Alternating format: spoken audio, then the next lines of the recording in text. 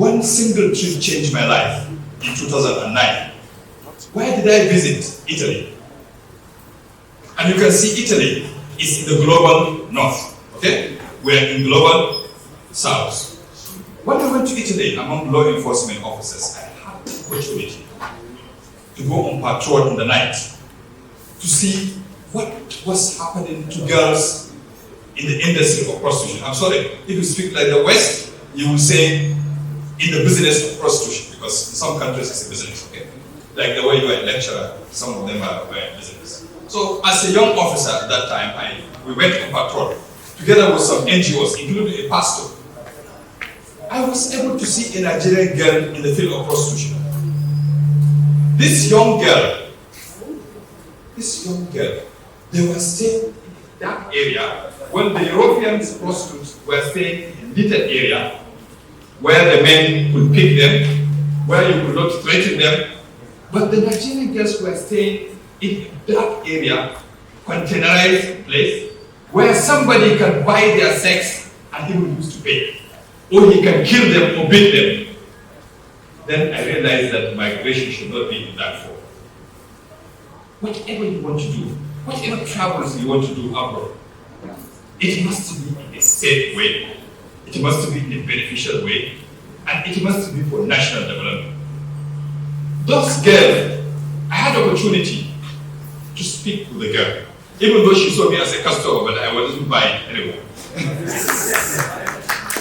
And I said, "You are from where?" She said, "Oga," she cried. She said, "Oga, are you not coming?" I said, no, I'm just giving you a gift. I gave her a gift. She said, "Look, in Benin City," I'm sorry to give Benin as an example. She said, "I was a beautiful girl. I do my business on my own. I stay on the street. Men come and collect me. I collect my money, put it in my pocket. I give them rent I wanted. I close anytime I wanted. But today, I walk here, I have to pay 35,000 euro to my madam. I don't even keep the money. I don't choose my customers. And look at how I operate."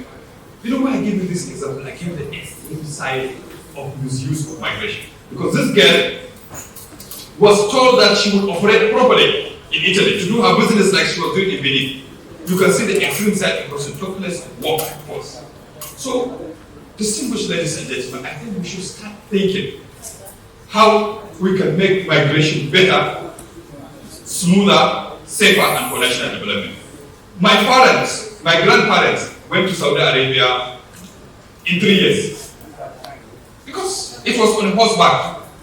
My great, he went on horseback, and you know the speed of the horseback, 5 kilometers to 10 per hour. But today I go to Saudi, 800 to 900 kilometers per hour, and in 5 hours. This victim of trafficking spent also the same year my grandfather spent without transportation to get to Italy, because it was not done in a regular and in a safer way. So we should not take migration negatively. Distinguished ladies and gentlemen, migration has helped a lot of countries in the world. Take Italy, for example. Take Germany, for example. After the war, I know a lot of people from Turkey came to develop Germany. Look at America itself, Italy. It's a country of migrants, even though now they want to send away all the migrants, no problem. But it's a country of migrants, even those who want to send. If you look at their background, they come from Ireland or somewhere, you know. And 50% of companies, 500 companies that are startup companies, they are owned by either migrants or the children of migrants. So immigration is good. Or look at even Dubai, which is affiliated to some of our universities here. Dubai is built by migrants. If you remove migrant workers from Dubai, Dubai will not be built. So, distinguished, as far as I'm concerned, we can make migration better and safer. Yes, you will tell me that it is good now because we will talk about remittance. 3.7 billion naira was realized in remittance in 2004. It's a huge money, but to me we can make it better. This is a war.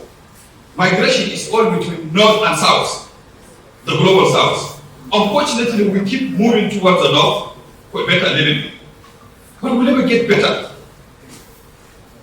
Remember some years ago, 2 decades ago, they took us by force to the north to work for them when they need labor. After some time, they said, no, they don't need labor because they have found industry. They said we should work for them in our own home and produce raw materials. And taught us nothing in school, just to be reading ABCD. When we started getting better education, our best nurses, our best doctors have been taken away by them. They migrated. And when they went to deport, who did they deport? People who have no experience. Drug traffickers, victims are deported to us. We need to negotiate migration better between North and South, especially for Nigeria. Let me not go far, let me give you Nigeria's example. Nigerian example is pathetic because our migrants who suffer abroad, when they send the money, the 3.7 million visitors, we need to work with the government. Government needs to encourage private sector to invest their money, which are sent as remittances, not to build houses. Have you read a joke? There was a joke in social media, which shows a person suffering in Germany, working hard and sending money home. When they collected the money to build his house, the person refused to build house. He too, he got ticket, and also got ticket and went to Germany.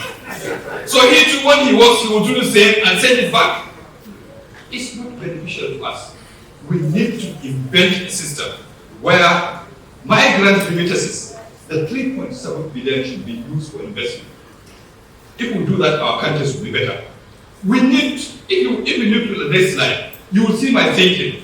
We need to think like a fish, which goes from time to time, it comes up, next slide, it comes up and see what is happening in the world and goes back. You know what I'm saying? We need to think well for our system going out for a better living. Let me not go far, let me talk about Kano. Every day there are girls going to Saudi Arabia or Dubai to do house help. We don't know what is happening to them. They just go. And these girls are mostly exploited, usually sexually abused by parents, abused by the children in the house. Their payment happily paid, but we don't care. So I recommend, I urge policy shifts in our national migration policy. Let us negotiate labor. I have argued in office. Let's negotiate. I'm not saying we should negotiate about prostitution. No. I'm saying about labor. We should negotiate. I'm getting older, I will not be so radical in that. But I can tell you we should negotiate labor. You want somebody to go and work in Dubai or in Saudi as a house help, let that person go officially.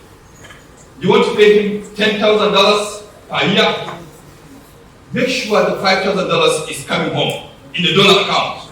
Make sure the embassy protects that person. Make sure that person can complain if there is crisis. Migration can be better used for development than we are using it now.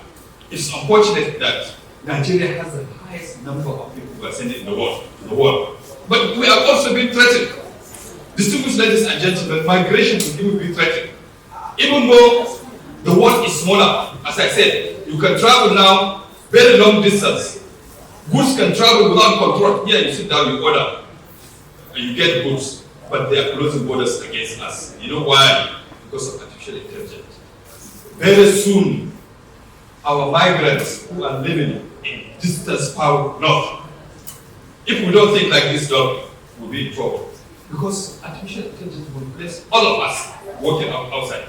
No more drivers, no more cleaners, no more traffic wardens, no more receptionists. All will be done by robots. Robotic world will change us, but we still need them. So I recommend a reverse migration. Let's call back our great men, our scientists. Very few people will be left to work. According to the statistic, with artificial intelligence, 15% of the global workforce will go. Over 400 million people will lose jobs. And I'm telling you, to be because of our migrants. So let's call them, let's start a strategy to make use of them because we need them here at home. As far as I'm concerned, if we manage migration very well, it will be beneficial for the individual who takes the risk journey. It will be beneficial for the sending country, so that the remittances could not go wasted. It will be used for development. It will be beneficial to the countries receiving them. Then what is the essence? Well, I went to a meeting in the UK and I did a survey myself. What did survey did I do? I started looking at the people who were doing work in the UK. From airport, when I landed, those who took care about the door, those who showed direction, how to reach arrival, those who clear passenger, those who control the trolley, there was 99% non-UK citizens. They were migrants.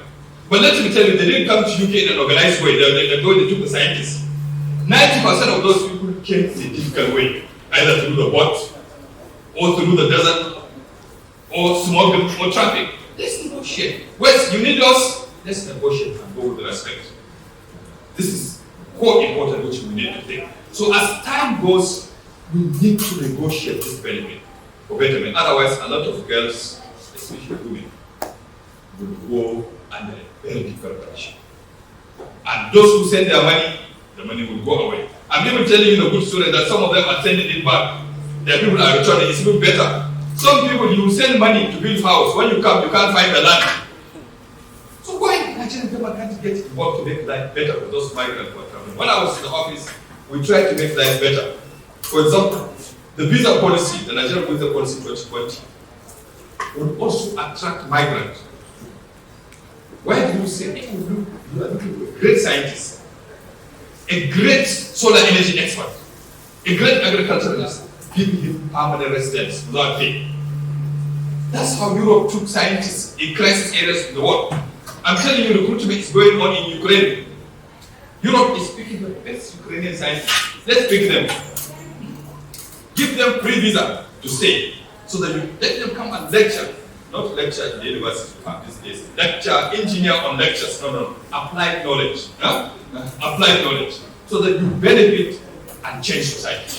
Distinguished ladies and gentlemen, as far as I'm concerned, migration can be used for national development if we manage it properly and for the interest of the people, not for our own personal interests. The world is changing. We have built the world. We built the world through slavery, through human trafficking, through whatever. We built the West. It is time for us to reverse it in our favor. Let us select those great scientists and pay them like expatriate. Because I'm worried that we feel we have expatriate to pay in dollars, but we cannot pay our own expert who have a feeling that is their home. I know a lot of things will go wrong because of the borders, because you said beyond the borders. Borders are an issue. As a historian, I said one of the most serious legacies Europe left for us are the borders. Because they're not real. They're artificial. Imagine all of you here, you have meetings for your villages. I'm from a village, Hadija. When they do meeting for village in Hadija, I'm very happy to speak with you. When a meeting of Nigeria takes place, people are worried, he's a Hausa man, he's a Yoruba man. Because the boundaries are artificial. They were done with a pencil, and we didn't clean them.